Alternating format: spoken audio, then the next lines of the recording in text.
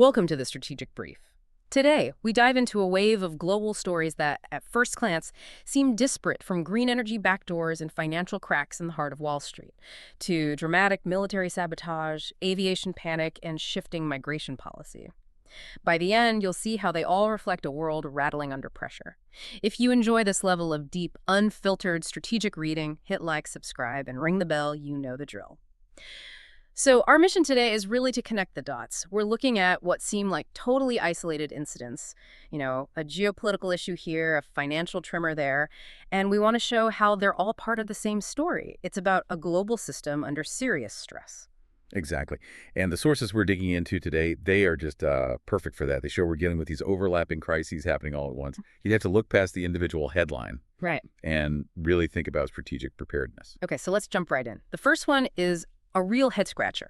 It's this paradox in the geopolitical economy, what we're calling green energy backdoors. We're talking about huge U.S. federal subsidies, from the Inflation Reduction Act, that are somehow ending up with Chinese-linked solar companies. It's just a classic case of really sophisticated legal engineering. They're basically running circles around protectionist laws. The IRA was meant to bring clean energy manufacturing back to the U.S. Right, to onshore it. Exactly. And yet you have companies, Canadian Solar is a big one, and others tied to Trina Solar, and they're just leveraging these tiny legal loopholes to qualify for all the cash. So how are they actually pulling this off? What's the trick? Well, take Canadian Solar. So, okay, it's headquartered in Ontario, but its founder is Chinese, and this is the key part. A huge amount of its assets and its IP are still in China. But they're still getting U.S. money. They are. They're committing to a $250 million facility in Texas and pulling down U.S. taxpayer benefits. And it's a similar story with Trina Solar. It's a Chinese giant, and it owns a big stake-like 16 to 25% in a U.S. developer called T1 Energy. So the goal was to secure the supply chain, to stop rivals from getting leverage. Where'd the legislation go wrong here? Is it that 25% ownership number? That absolutely seems to be the weak spot. The law focuses on that number, the 25% foreign entity of concern threshold, but it kind of misses the point about operational control. So it's not just about who owns the stock. Not at all. Trina Solar's stake in T1 is just enough to get them 2 seats on the board, so they have huge influence without actually triggering the ban. They're deliberately staying just under that line. But the real smoking gun is in their own paperwork, right? That's the nugget. You have to read the fine print. Canadian Solar's own SEC filings. They spell it out. They say the Chinese Communist Party, and I'm quoting here, may intervene or influence the operations of its Chinese subsidiaries at any time. Wow. So they're just admitting it. It's an open secret. So the very supply chain the U.S. is spending billions to build is, by design, subject to the whims of a geopolitical rival. The resilience is being undermined from the inside. Okay, so from fragility in the green economy, let's pivot to the heart of our own financial stability. There's this looming Supreme Court test of the Federal Reserve's independence. This is a huge one. It really questions the institutional guardrails we take for granted. The whole case is about whether the president can just fire a Fed governor, in this case, Lisa Cook. And if that happens, it means politics could directly influence interest rates. Which is an existential threat to the Fed. Its entire credibility is built on being independent from, short-term political games. And yet what's strange is that Wall Street doesn't seem to be freaking out. The 10-year Treasury yield is actually declining, which signals confidence, not fear. What's with that disconnect? The market is basically making a bet. It's betting that the courts will be the adult in the room. Investors believe the Supreme Court knows that blowing up the central bank would cause just way more economic chaos than any political win is worth. So it's a vote of confidence in the legal system, not necessarily the political system. Precisely. And you add to that the list of names being floated for the next Fed chair people like Waller, Hassett, Bowman. The financial world sees them as, reasonable. They're seen as people who will stick to the script on monetary policy. So the perceived stability comes from the people on the courts, even if the structure itself is being challenged. Exactly. The calm is there, but it doesn't change the fact that the very foundation of the Fed is being questioned at the highest level.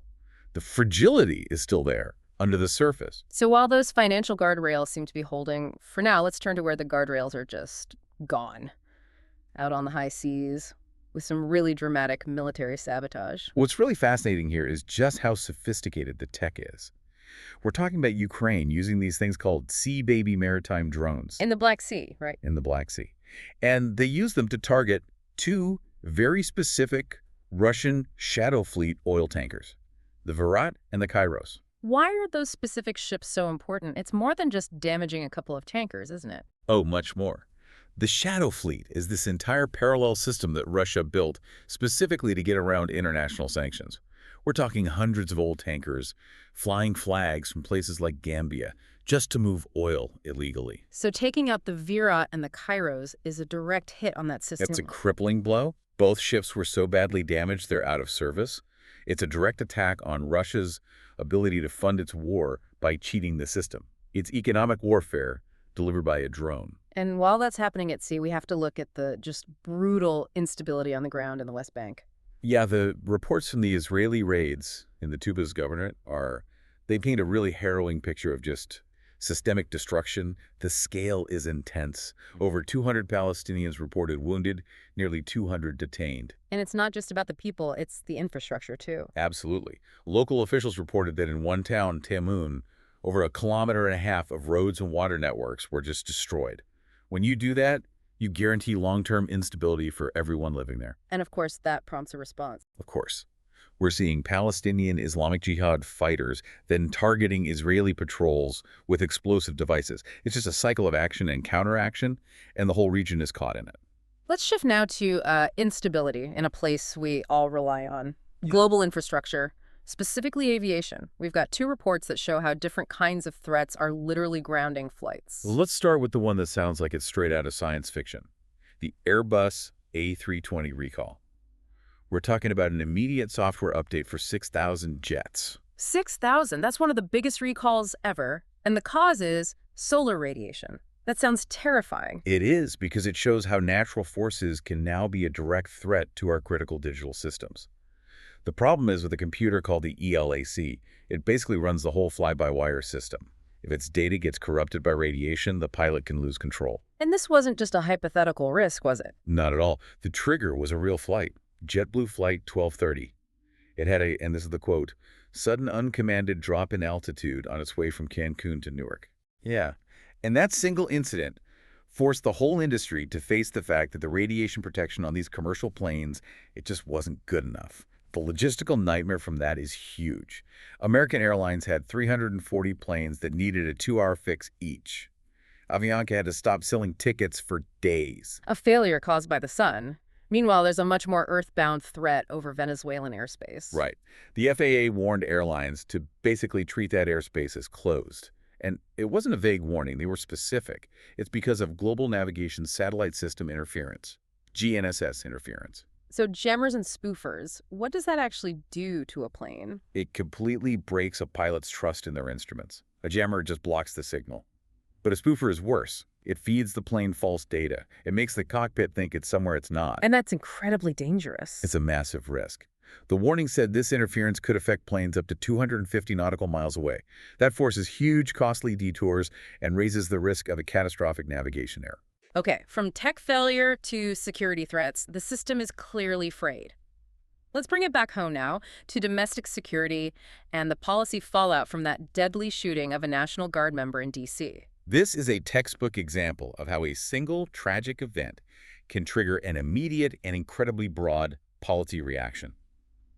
The fatal shooting of Army Specialist Sarah Beckstrom, with the suspect being an Afghan national, it led almost instantly to President Trump announcing a permanent pause on migration from all third world countries. And they didn't waste any time implementing it? No. USCIS immediately suspended all immigration requests from Afghan nationals. And maybe more importantly, they ordered a complete, rigorous re-examination of every single green card for people from what they call countries of concern. The strategic point there is just how fast a single event can reshape policy for millions. It's lightning fast. But beyond the policy, there's another really telling detail in the sources about the deployment itself. It's a quote from Beckstrom's former boyfriend. He said she felt the whole D.C. deployment was pointless. And the reason why is critical. He said they were deputized, but given no rights to do anything. She couldn't detain anyone. She had to call the DC police. So they're in a high-risk situation with the appearance of authority, but without the actual legal power to act. Exactly. It's a strategic failure. It's putting people in harm's way for what feels like political optics without giving them the tools to actually do the job. That creates confusion and, frankly, moral injury. Okay, for our last segment, let's zoom out to two massive non-political pressures hitting the globe: climate change and organized crime, starting with the catastrophic flooding in Indonesia. The scale of what happened in Sumatra is just immense. It was driven by a really rare tropical storm in the Malacca Strait. The death toll in Indonesia alone climbed to 303, with more than 100 people still missing. And across the whole region, it was even worse. Right. It was around 400 people killed across Indonesia, Malaysia, and Thailand. But the key takeaway here is about system failure. The storm didn't just cause damage. It destroyed the state's ability to respond. Bridges collapsed, roads flooded, communication lines went down. So the disaster itself prevents the relief effort. It turns a weather event into a long, drawn-out operational crisis. And while nature is doing that, you have transnational crime continuing its own destabilizing work in Mexico. With the news about El Chapo's son. Yes, Joaquin Guzman Lopez, one of the Los Chapitos brothers, is said to plead guilty in a U.S. court. That's a huge win for law enforcement, targeting the very top of the cartel structure. But that win comes at a terrible cost on the ground. A brutal cost. This guilty plea comes after a vicious internal war inside the Sinaloa cartel, the Los Chapitos faction against the Zambada faction, fighting for control of the fentanyl trade. That war led to something like 1,200 deaths and 1,400 disappearances in Mexico. So even when you get a high-level prosecution, the violence and instability have already done incredible damage. That's the takeaway. The price of that instability is paid by the people and the nations where these groups operate. So if we pull all of this together, vulnerable flight software, manipulated energy subsidies, policy flipping on a dime after one incident, what does it all tell you? What's the common thread? It all points to systems that are just operating at their absolute limit, their maximum fragility. The energy sector is compromised. Financial stability hangs on one court decision. Our digital infrastructure is vulnerable to space weather.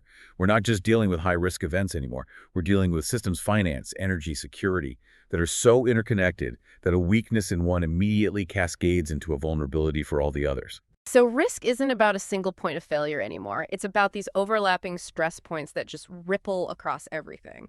The most profound disruptions today, they aren't singular events, are they? They're the cumulative stress on systems that were built for a much simpler, less pressurized world. And the weakness of one system immediately becomes the vulnerability of all of them.